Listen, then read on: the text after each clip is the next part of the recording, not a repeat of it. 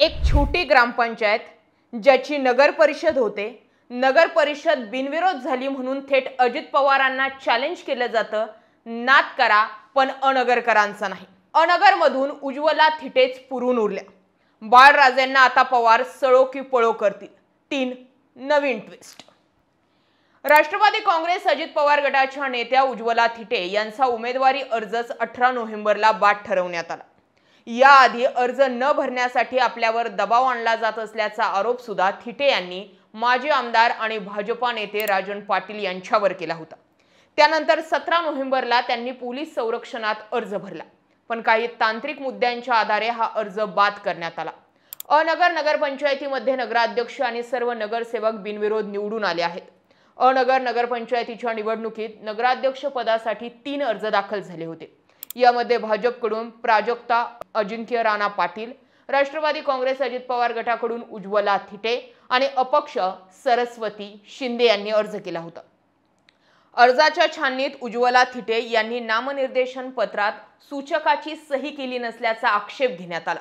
यानंतर चौकशी केली असता उज्ज्वला थिटे यांचा अर्ज अपात्र ठरवण्यात आल्याची माहिती अनगर नगरपंचायतचे निवडणूक निर्णय अधिकारी सचिन मुळीक यांनी दिली. यानंतर भाजपचे सर्व 17 उमेदवार बिनविरोध झाल्याचंही सचिन मुळीक म्हणाले. दरम्यान अर्ज बाद झाल्यानंतर न्यायालयामध्ये जाणार असल्याचं उज्ज्वला थिटेंनी सांगितलं.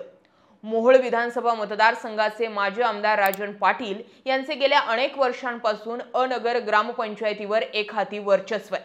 आता अनगर ग्रामपंचायतीचे नगरपंचायतीमध्ये रूपांतर झालं. या ठिकाणी पहिल्यांदाच निवडणूक झाली, तीही प्रतिष्ठेची झाली. काही दिवसांपूर्वीच अजित पवारांची साथ सोडून राजन पाटील यांनी भाजपाचे कमळ हातात घेतले होते. त्यामुळे अनगर नगरपंचायत निवडणूक न लढवताच भाजपच्या पदरात पडेल असा अंदाज होता. मात्र या ठिकाणी अजित पवारांनी नगराध्यक्ष पदाचा उमेदवार म्हणून उज्ज्वला थिटे यांना रिंगणात उतरवून राजन पाटील यांच्या अनगरमधील एकाधिकारशाहीला आव्हान दिलं होतं.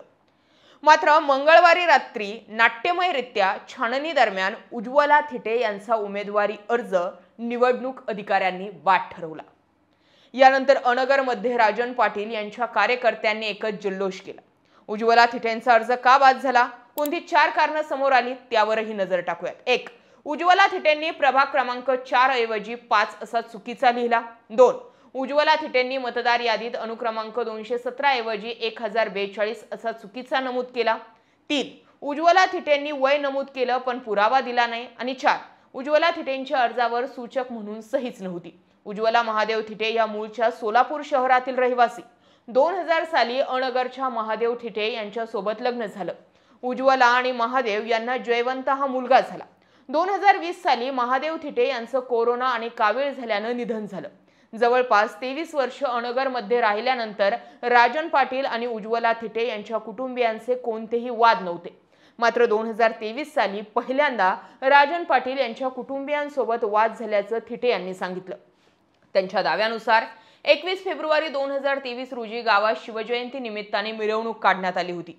या मिरवणुकीत त्यांचा मुलगा जयवंत याला काही तरुणांनी खांद्यावर उचलून घेतलं. यावरून वाद झाले आणि जयवंतला मारहाण झाली. प्रकरण पोलिसात गेलं आणि जयवंत थिटेवर अॅट्रॉसिटी कायद्यानुसार गुन्हाही नोंद झाला. हे प्रकरण मिटवून घेण्यासाठी आपण राजन पाटील यांची माफी देखील मागितल्याचा दावा उज्ज्वला थिटे यांनी केला. मात्र त्यांच्या समर्थकांकडून सातत्यानं मला त्रास देणं सुरूच राहिल्यानं 29 एप्रिल 2023 रोजी त्यांनी पोलिसात तक्रार दिली. त्यामुळे वाद आणखीनच चिघळला. घरावर दगडफेक होऊ लागली आणि जीवितास धोका निर्माण झाल्यानं आपण गाव सोडलं असा दावा उज्ज्वला थिटेंनी केला. या सगळ्याच राड्यात राजन पाटील समोर येतात आणि दोन्हीही पवारांची माफी मागतात. ही भीती सांगते की राजन पाटील यांना त्यांचं भविष्य आता अंधारात दिसतंय. आता हे राजन पाटील नेमकं कोण आहेत तेही समजून घ्या. सोलापूर जिल्ह्यातील अनगरचे ते रहिवासी. बाळराजे आणि विक्रांत राजे अशी त्यांची 2 मुलं. मोहोळ मतदारसंघाचे माजी आमदार. मोहोळ तालुक्यावर वर्चस्व. 1995, 1999 आणि 2004 अशा 3 वेळा मोहोळचे आमदार ते राहिलेत. शरद पवार आणि नंतर अजित पवारांचे विश्वासू होते. 1980 पासून राजकारणात आहेत. अनगर ग्रामपंचायत बिनविरोध काढतात. यंदा प्रथमच ग्रामपंचायतीचे नगरपंचायतीत रूपांतर झाल्यानं अनगरमध्ये निवडणूक अनगर नगरपंचायतीच्या 17 पैकी 16 जागा बिनविरोध काढल्या. आज अनगरच्या नगराध्यक्षपदाची ही निवडणूक बिनविरोध होण्याची शक्यता होती। 2024 मध्ये अजित पवारांकडून राजन पाटलांना सहकार परिषदेचं अध्यक्षपद दिलं गेल्याचं देखील समजलं। गेल्याच महिन्यात अजित पवारांची साथ सोडून भाजपात दाखल झाले। राष्ट्रवादीचे प्रवक्ते उमेश पाटलांसोबत राजन पाटलांचा उभा दावा आहे। पाटलांच्या पोरांना लग्नाआधीच तुमची एवढी मोठी बाळ असतात या वादग्रस्त वक्तव्यानं ते चर्चेत आहे। दरम्यान बाळराजेंनी अजित पवार नात करा पण अनगरकरांचा नाही असं थेट आव्हान देणं आणि अजित पवारांना ते खटकणं। पोरांनी केलेली चूक बापाच्या वेळीच लक्षात आली आणि बापाने त्यांचेही राजकारणात जे बाप आहेत त्यांची माफी मागितली, पण ते अजित पवार सहजासहजी सोडतील असं वाटत नाही। आता माफी मागितली आणि माफीला संदर्भ जसा पार्थ चुकू शकतो, जसा जय चुकू शकतो, तसाच बाळराजेंना समजा आणि तो चुकला असं समजा। आता पार्थचं उदाहरण दिलंय म्हटल्यानंतर तरी अजित पवार जरा सॉफ्ट कॉर्नर ठेवतील नाही का? म्हणजे जमिनीचा एवढ्या मोठ्या 300 कोटींमध्ये खरेदी, 1800 कोटी रुपये त्याची किंमत, आणि याच्यातून तो शहाणा होईन, त्याला अनुभव आला, तसा पार्थ अजून लहानच नाही का? तोच संदर्भ जर बाळराजेंबाबत जोडला तर बाळराजे ह्या सगळ्या प्रकरणातून वाचतील, पण जर अजित पवारांनी सिरियसली घेतलं तर कार्यक्रम लागेल। या सगळ्या गोष्टींमध्ये कौतुक करावं वाटतं ते उज्ज्वला थिटेंचं। प्रस्थापित राजकारणी समोर असल्यानंतर यांच्या झुंडशाही समोर लढणं हे तसं मोठं आव्हानच। उज्ज्वला थिटे यांना भविष्यातील राजकारणात भाजपानं साथ दिली पाहिजे। उज्ज्वला थिटे त्या व्यक्तिमत्व आहेत की जे येणाऱ्या राजकारणामध्ये खरंच चमत्कार घडवून आणून दाखवू शकतात। कारण उज्ज्वला थिटे यांच्याबाबत तयार झालेला सॉफ्ट कॉर्नर, ज्या बाळराजेंचं कौतुक केलं जातंय त्या बाळराजेंवरती वयाच्या 17व्या वर्षीच गुन्हा दाखल झाला असल्याच्या चर्चा, या सगळ्या गोष्टी सांगतात की आपण फक्त बीडचं राजकारण बघितलं, पण बीडपेक्षा सुद्धा भयानक हे मोहोळ आहे। आणि इथे कोण लक्ष घालणार आहे? कारण इथे तर दोन जातीपातींचा काही संदर्भच नाहीये। विचार केला तर उत्तर मिळेल।